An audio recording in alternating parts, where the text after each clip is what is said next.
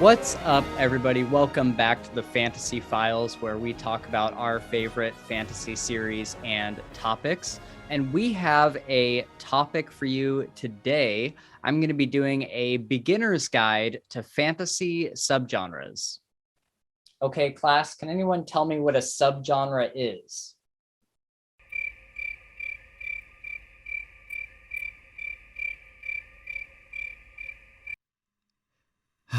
God help me, he's gonna fail this fucking class. So I'm sure we all know what a subgenre is, but just in case, a subgenre is a smaller classification within the main genre. Kind of like how the umbrella of automobiles are a more general term, I guess, for SUVs, sedans, and sports cars, etc. But today we're going to look at these different subgenres and try to narrow down your interest within the fantasy umbrella, because once you find a subgenre you like, it makes it way easier to find fantasy books that will interest you, and it can lead you down a whole new fantasy rabbit hole, which is especially great if you're feeling a little burnt out on fantasy or just reading in general. I think a lot of this is going to be pretty subjective. And I personally tend to kind of stay within a certain wheelhouse when it comes to fantasy, as I'm sure most of us know.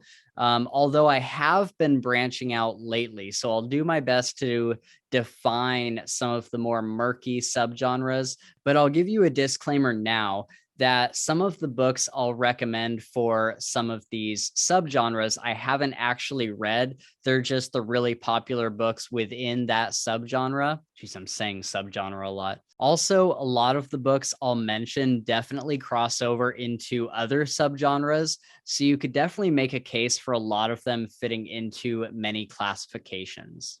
Before we get started, I would really appreciate it if you would hit those like and subscribe buttons down below. It really helps our videos get viewed by more people and lets us know that more people are enjoying our content, which inevitably leads to more videos more often for you guys.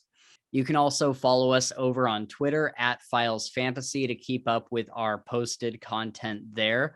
And speaking of which, actually hit the little alarm bell thing down there to make sure that you get notified when we post new videos. We have a lot of really great stuff coming up, including more shorter videos like this one. We have buddy reads with other booktubers and podcasters coming up, and also some author interviews. So definitely hit those buttons to make sure you get notified of those. So what I've done here is I've grouped similar subgenres together in the same kind of units, because there is definitely overlap even in the subgenres themselves, and a lot of them share the same kind of traits. With all that said, let's start with easily the most popular subgenre, high and epic fantasy.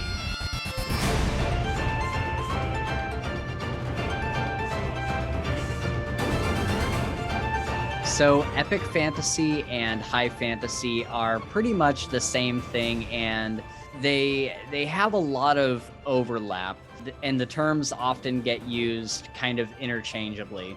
So high fantasy is set in its own world with its own kind of rules and laws of physics and magic.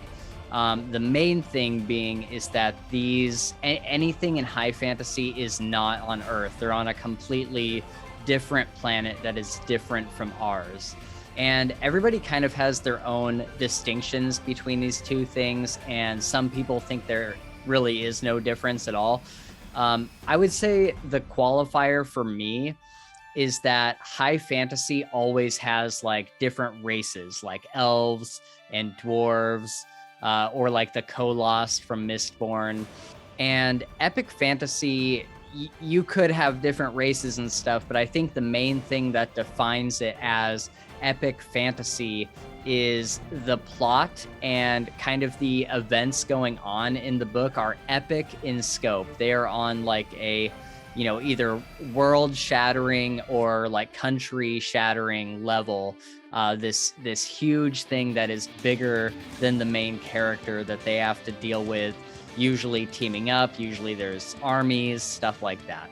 Some good examples of these two subgenres are Brandon Sanderson's Stormlight Archive. This is like a big high fantasy series. I think there's 4 or 5 books now.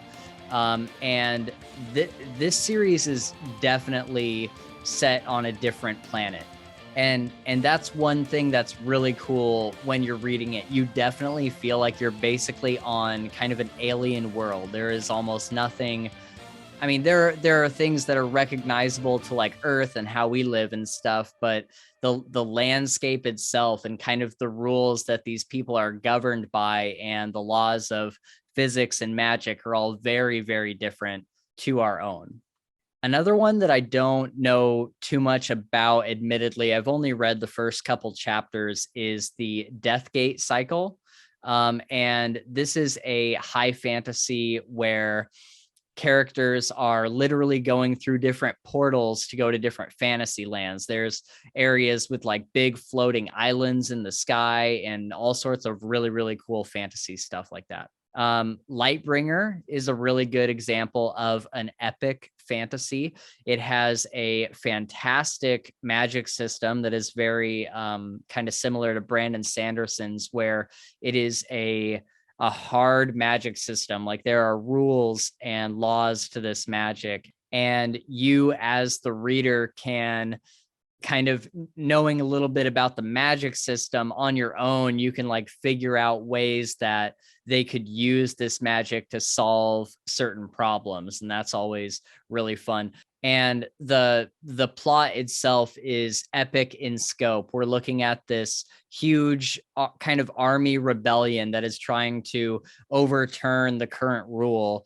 And they're trying to change the way that things have been done forever. Also, the second book of that series was on my top 3 of last year. It's very good. You should definitely read it. Another epic fantasy is King's Dark Tidings. This kind of bleeds over into a lot of different genres, but essentially it's a book about a guy who is trained his entire life to basically be the best warrior, the best assassin. And he kind of goes on this journey to overthrow a bad king. And there's lots of different countries and regions that get involved. And before you know it, there's just so many like armies that are involved in this. It's really, really good. Easily one of my favorite series. Definitely fits into epic fantasy.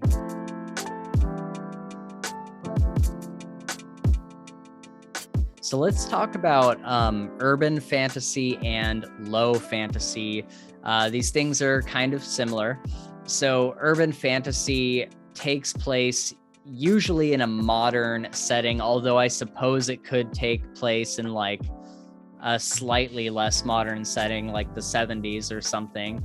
But the main point is that it is set in the real world. A lot of them are in, you know, places like Chicago or New York or London.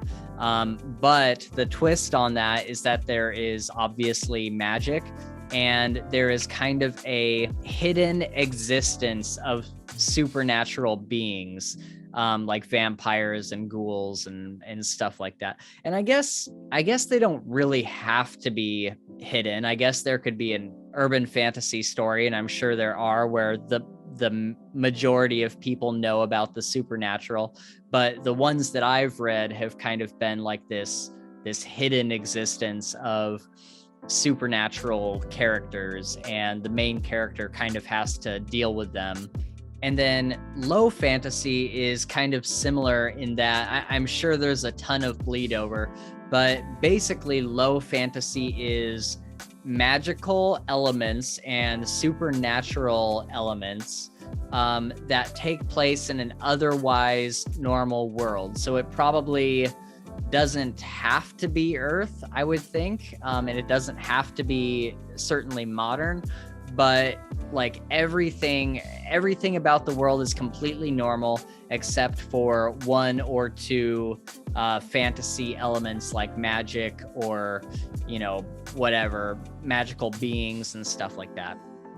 Okay, I actually just looked up what some low fantasy books would be, and one really good example is American Gods, which I have not read, but from what I understand, it's these kind of mythic gods, from like Norse mythology and stuff, that are living in human form in the real world, and so that's a pretty good example of low fantasy. I wouldn't call it urban fantasy, I think. But another example is do you guys remember the Indian in the Cupboard movie or book? That's actually a pretty good example too, because it's a normal world with this one magical element of this, the little guy coming to life in the cupboard. I only saw the movie. I saw it when I was like 6, so give me a break. I would say by far my favorite series of all time is the Dresden Files. And that is like the granddaddy of urban fantasy. And if you don't know what the Dresden Files is, you absolutely need to find out. You need to go read it right now. But I always tell people that it's like if Harry Potter grew up to become a private investigator and lived in Chicago and had to deal with a bunch of supernatural baddies that were kind of secretly living in the city, except it has a way, way, way, way better magic system than Harry Potter's magic system. I mean, we can all agree that Dresden Files has a better magic system than Harry Potter, right? I would think that we could all agree on that. And then there's classic fantasy and quest fantasy. And these are kind of mostly the same thing, just because classic fantasy usually is quest driven fantasy. And I really do like this subgenre a lot. But this is also probably the one I am least familiar with, maybe. And there are people who could definitely explain this subgenre way better than I can. Actually, I think Daniel Green has a really, really fantastic video on what makes something classic fantasy or what makes it modern fantasy. So definitely go check out that video. I haven't seen it in a while, but I remember it was really, really good. So from my perspective, classic fantasy largely deals with black and white. You have good guys and bad guys.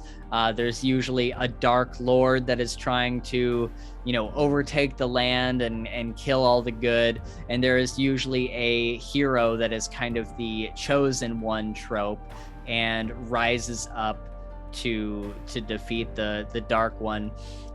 These genres also usually involve several characters teaming up to solve a main quest, hence the quest fantasy. There's usually kind of a main driving line through the plot, that something they're trying to achieve. Kind of like in Lord of the Rings, when their whole job is to take the ring up to the mountain. And there's, Sauron, the Dark Lord, who's trying to stop them, and lots of things are getting in their way. And so that's a good example of both classic fantasy and quest fantasy. I don't know if I'll catch any flack for this, but I personally include Wheel of Time in the classic fantasy category because it came out initially before the year 2000, and it also follows a lot of classic tropes, just like the chosen one trope, prophecy trope, those kind of things. But Wheel of Time is something that I got into recently before the abomination of a show came out. I started reading it because the show was coming out. And I got really, really into it, especially the first 3 books. I'm on the 4th one right now. But the first 3 books are just so gripping, and they have so much charm. And they have really, really great characters. They can be a little kind of windy and confusing sometimes. So I feel like it's probably not a series for beginners, although I'm sure plenty of people have started their fantasy reading with Wheel of Time. But I would say if you're looking for something a little simpler, maybe, give it a while, read some other fantasy and then come back to it. But I really, really am enjoying it a lot. But also, modern books can also be written in a classic way, which is pretty cool. If you want a modern take on classic tropes and classic fantasy, I would check out Of Blood and Fire by Ryan Cahill. Oftentimes, newer readers don't like classic fantasy because it simply feels old. And I'm usually one of those people, unfortunately. But this story uses modern language and engaged me in a way that classic fantasy usually does not. And I still got to enjoy the whole classic fantasy experience. It was great.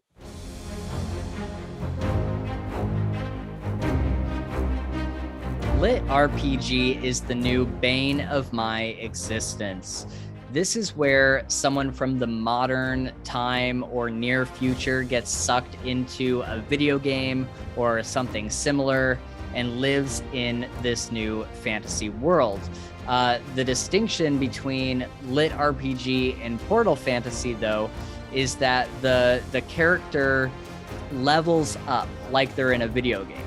And the book tells you all about their current stats and damage output, how much health they have, how much damage their sword can do, like how much a potion restores, all like super video game stuff. And I know some people like this genre, and that is totally okay. You can like whatever you want to like, and I totally support you reading whatever you want to read. But for me, this, like the numbers stuff, like all these levels that are popping up and all these stats, they break the immersion for me so hard. And just the way they're brought up in the narrative is often kind of jarring, and it just really takes me out of it. But I understand why some people really like it, because I'm really into the anime Sword Art Online, which is basically the same kind of thing. Kid gets sucked into a video game and has to live out the video game. And so I can understand why that is a draw for some people, but for some reason, it just does not work for me in book form. Portal Fantasy is similar in that a character from the real world goes through a portal to a fantasy world. And, probably the two best examples of this are, like I said earlier, Harry Potter or Narnia. They all walk into that closet, right? It's a broom closet, I think. And they go in there, and then they meet the goat or whatever. And so yeah, Narnia is a great example of Portal Fantasy. And LitRPG is obviously not a subgenre that I enjoy, but if you think that it might interest you, you should check out The Land by Alaron Kong. This is a series that my co-host Gabe enjoys immensely. And yeah, you might enjoy it if you really like plot holes.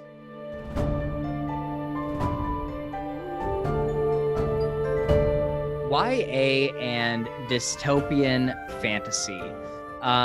So usually this subgenre involves younger characters. It's usually a group of them working together and coming of age.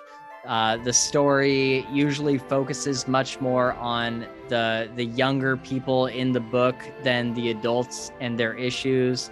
Although there is usually some adults in the books. It usually involves certain tropes like love triangles, a dystopian kind of setting, or the main character being an outsider.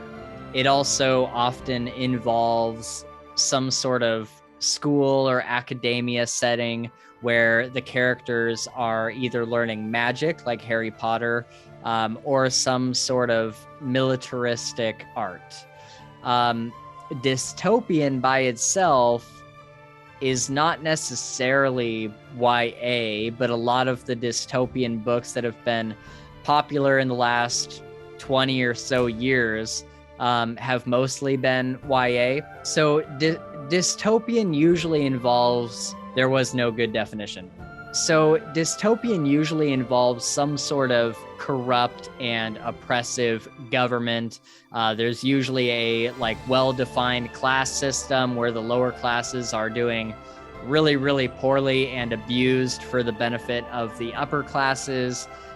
There's usually some sort of twist to it, like with the Hunger Games, where people are sent out I think it's every year, to compete in the Hunger Games for, whatever it was, like population control or whatever. I think it's to remind the lower classes not to rise up against the capital is why they keep the Hunger Games in place. So again, a stacked class system oppressing the lower classes. I've gone on way too long about dystopian. We all know what dystopian is. Hunger Games, Divergent. So to be perfectly honest, I don't usually enjoy YA fantasy, but there are a couple, probably more than a couple, that I've really enjoyed. There's one I'm about to start called Diabolic. I can't remember who the author is, sorry, but the Summoner series by Taran Matharu. This was a series that I really, really enjoyed. It's kind of not cringy, but it's very kind of basic. It's about these kids that are basically warlocks, and they can summon like demons and other kind of beings, like animal like creatures. And they all go to this school to learn how to do it. There's some evil person in the school, I think, that they all kind of have to rise up against. And it was a lot of fun. I'm probably not selling it very well, but it was actually a really, really good series. I want to reread it soon. And then all of Neil Shusterman's work, but my favorite that I've read, like literally it's on the top 5 of my favorite sci-fi fantasy series of all time, is the Arc of a Scythe trilogy, mostly known as Scythe. And this is in a future world where nobody, like we've conquered death, like nobody dies, like technology and medicine have gotten so far that nobody ever has to worry about death. But in order to kind of maintain population control, there is one segment of the people in this world called scythes, and they can kill as much as they want whenever they want, and it's not illegal for them. And the people that they kill do not get revived. Like it is illegal to revive anybody a scythe has killed. And our story starts off following 2 kids that are apprenticing to a very well-known and renowned scythe. This isn't a scythe review, but I highly, highly recommend it. You should really check it out if you are interested in YA fantasy, or that it's more sci-fi probably.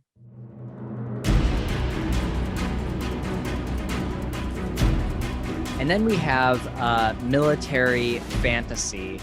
So this isn't like the bane of my existence like LitRPG is, but it's probably one of my least favorite subgenres. It's popular enough that I should probably talk about it though. It deals primarily with medieval warfare and the effects of war, whether it's the effects on an entire country or a specific character, like Valen Alsorna from Bloodsong by Anthony Ryan, which is a very good book. As the series goes on, it gets very military fantasy, which is why I kind of put it down. That's definitely a good one to check out. These stories usually go into depth about military strategy and military troop movements and battles. They can involve politics between nations on a big scale, and the fight scenes are usually these very large, epic battles. And to be honest, I usually find this genre pretty bland, is really the only reason I don't like it. It just feels like there's not a lot of sauce, if you know what I mean. I found it just kind of it often dives into like long exposition dumps, and it feels like reading a history book. I think sometimes, and maybe I just haven't read like really good ones, but that's how it's felt for some of the ones that I've read.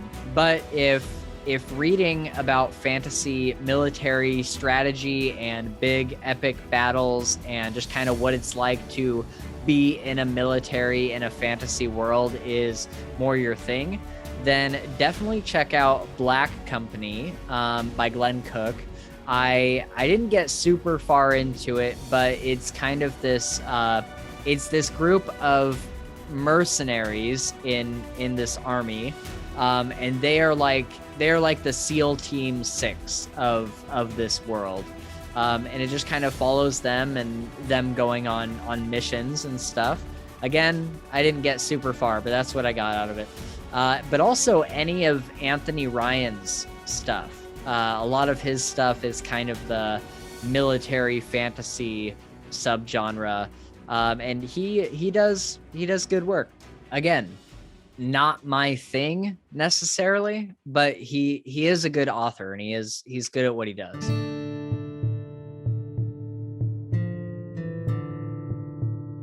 All right, Grimdark, dark fantasy, assassin fantasy.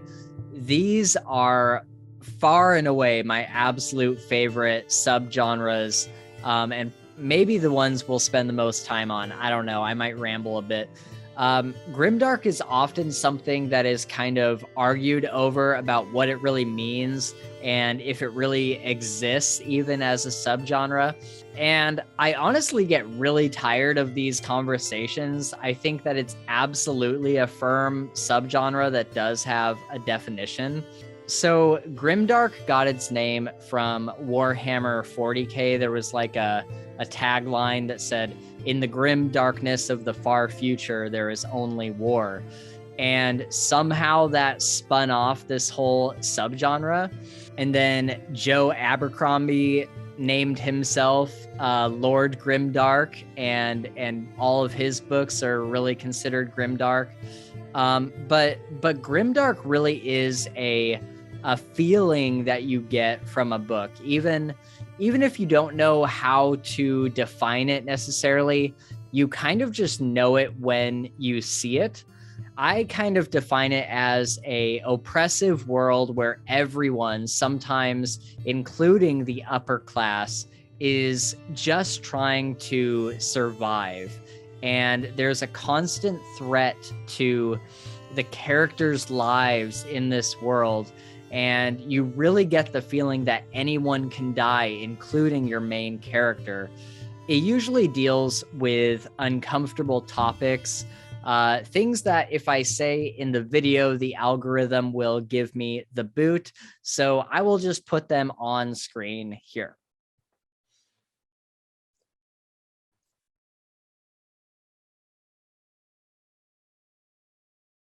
The characters are extremely morally gray, often doing very bad things, even if it's for a good reason or, again, survival. That's usually kind of the driving force. They're usually put in situations where there is no good answer, and they have to make these decisions that we all kind of hope that we would never have to make any of those kind of decisions.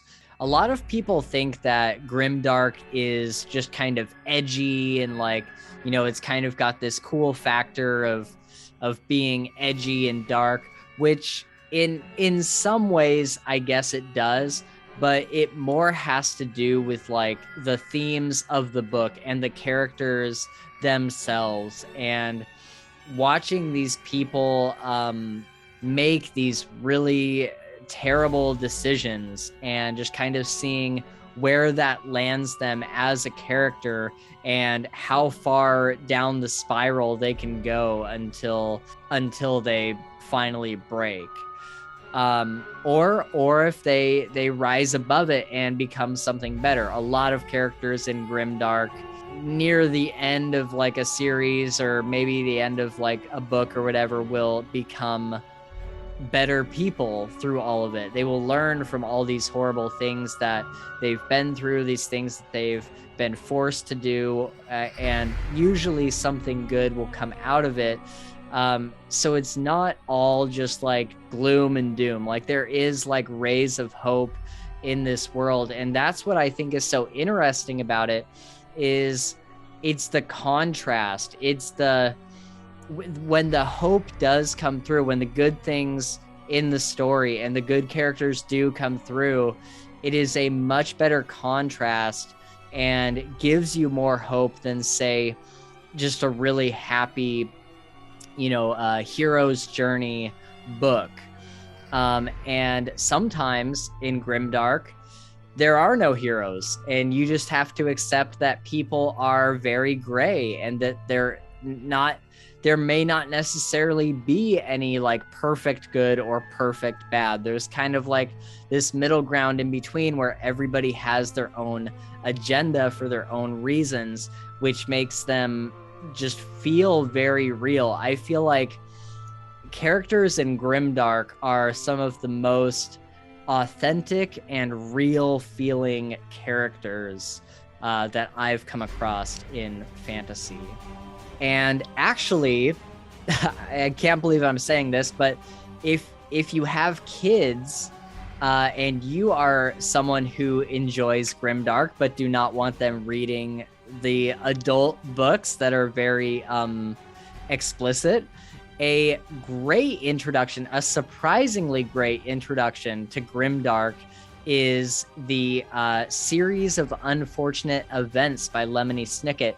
And I believe that this is where my love for Grimdark actually started, because this is kind of a middle grade series, if you don't know, about some orphans.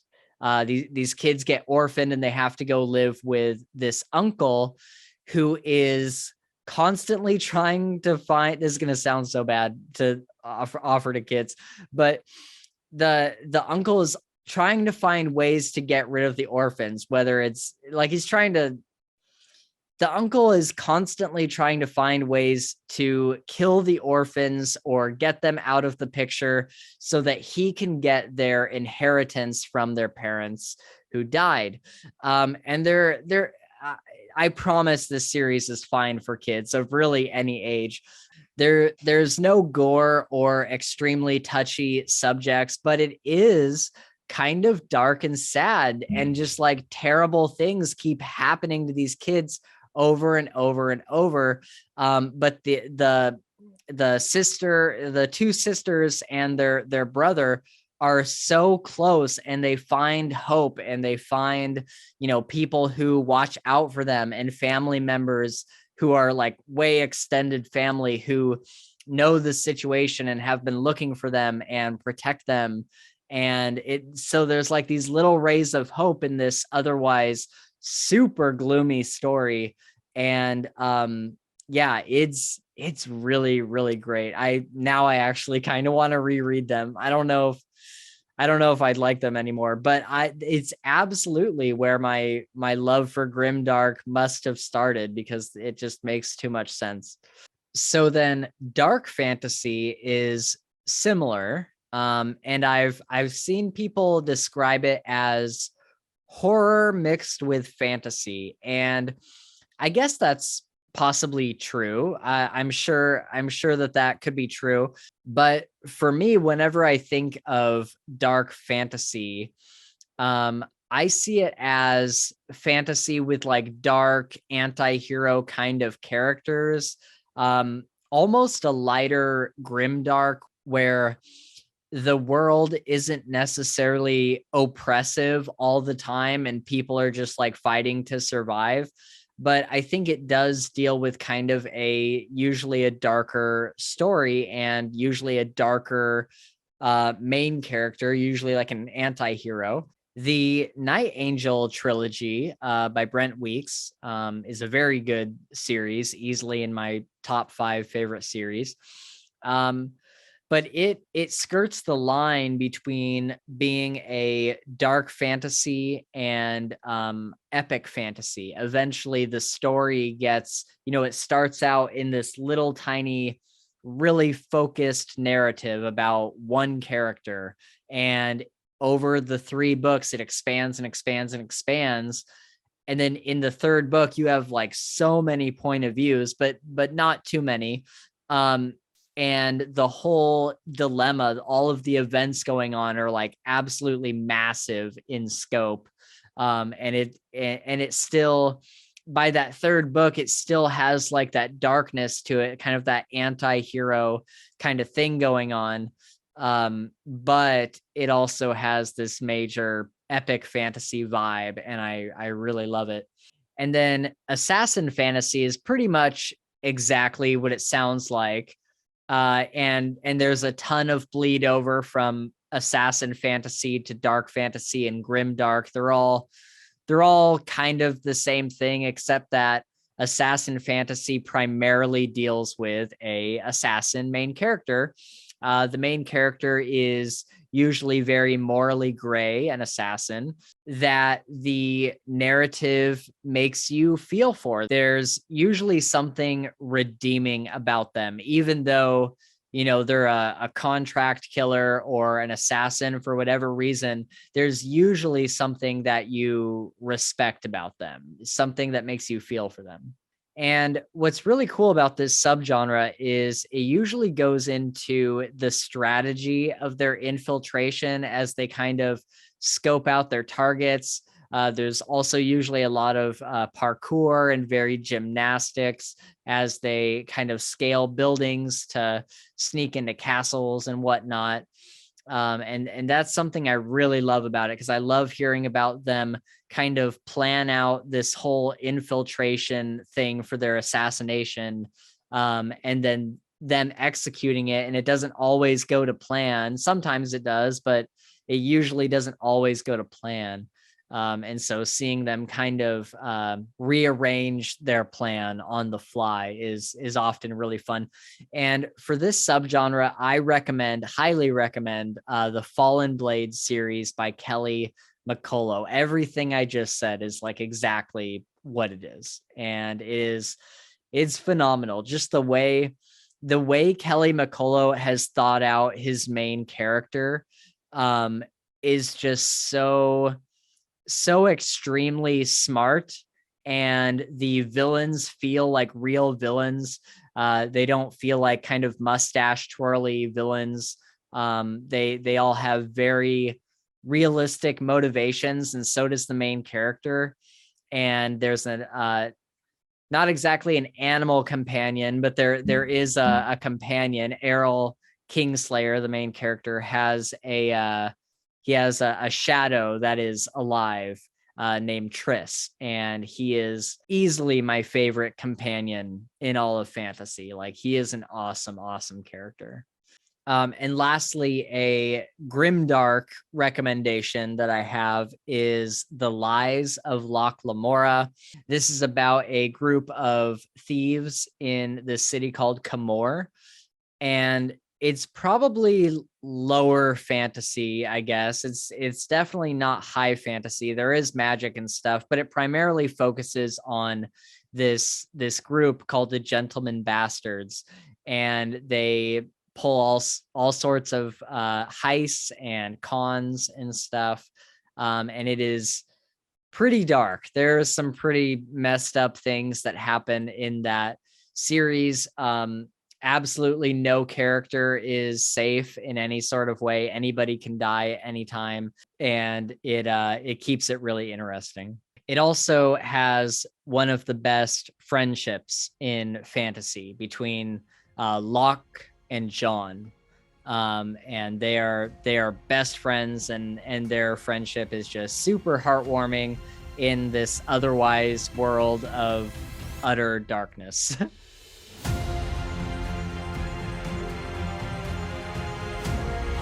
So then we have Flintlock, Steampunk, and Gaslamp Fantasy.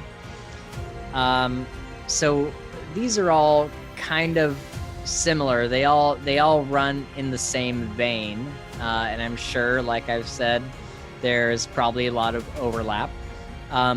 So Flintlock Fantasy is fantasy set around the Civil War era, from what I understand.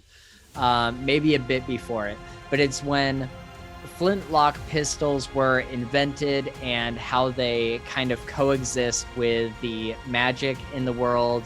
The Powder Mage trilogy is a good example of this. It's pretty much like the granddaddy of this genre, I think. But also something I read recently is the Empire of the Vampire by Jay Kristoff. It's Empire of the Vampire is a very dark book. It's like very grimdark, but it is also Flintlock kind of, because it takes place around this kind of time, like kind of somewhere between like Victorian and Civil War era. Steampunk is very hard to describe. It's kind of more of a aesthetic than a genre or a subgenre that has like specific themes.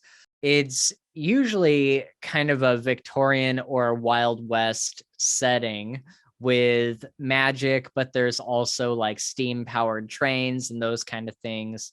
There's usually airships, which are the ships that fly in the sky being held up kind of like a blimp.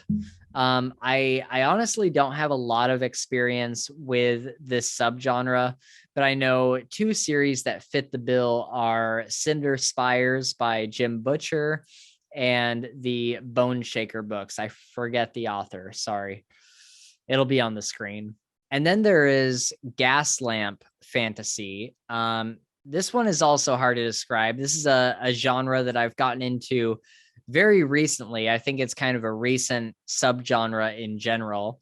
But usually, from what I've seen, this is a alternate history Victorian era setting, where the technology level is basically where lights are still powered by gas lamps.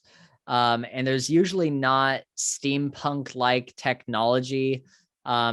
It's more of an alternate history kind of genre, but it has supernatural elements like magic or vampires. And it often, not always, but it often bleeds over into Grimdark. A fantastic example of this is We Men of Ash and Shadow by H.L. Tinsley. I'll leave my review for it up there. And it is a really great example of the blending of very grimdark and very gaslamp. And yeah, I'll let you check out my review if you want to. And then Lights of Prague by Nicole Jarvis. This is one that I read recently. And this is almost kind of I don't want to call it a romance, although that is a main plot point, but it's basically about a vampire hunter. And I included a review for this in my video about actually good vampire books. And so the main character is Domek Mishka. He's a vampire hunter.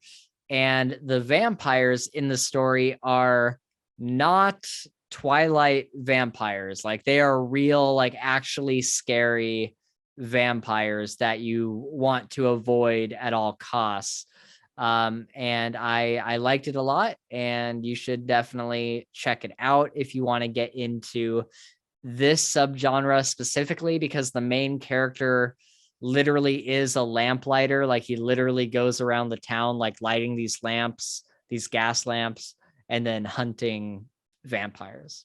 And that's pretty much it for the subgenres list that I'm going to go through. But I found it interesting while I was, putting this video together, that there are a few series, I'm sure, that kind of fade through different subgenres as they go. Like the Night Angel trilogy, it starts out as like dark fantasy, grimdark kind of feel. And then the third book is undoubtedly epic fantasy mixed with, some dark fantasy. And the middle book, the second book in the series, is definitely a middle ground between those two places. And so I thought that was kind of cool when I was thinking about it last night. And Mistborn, the Mistborn era one, the Final Empire is also kind of like a darker fantasy, almost bordering on grimdark. And then the Well of Ascension is the second book in the series, is kind of high fantasy. And then Hero of Ages, the third book, is definitely epic fantasy. And so it's kind of interesting how it goes through those genres. All right, well, that is about it for the subgenres that you should know as a beginner to fantasy. My hope is that this gives you some buzzwords to do your own Googling to look up books or whatever subgenres you found appealing. I probably could have talked about sci-fi, but I might save that for another video once I've read some more sci-fi and can make better distinctions between those subgenres. If you liked this content, please hit those like and subscribe buttons on your way out. It helps us to grow the channel and the community. If you'd like to be a part of that community, you can find us over on Reddit. Oh my God. If you'd like to be part of that community, you can find us over on Twitter. Just look up @FilesFantasy or type in Fantasy Files Podcast in the search. So I'm not sure what our next video will be, but in March, we will be going through the Night Angel trilogy and also hopefully having a couple big events with authors on the show to talk about writing and also just to hang out and promote their stuff. I also have an off-topic video coming out either after or before this one, probably after.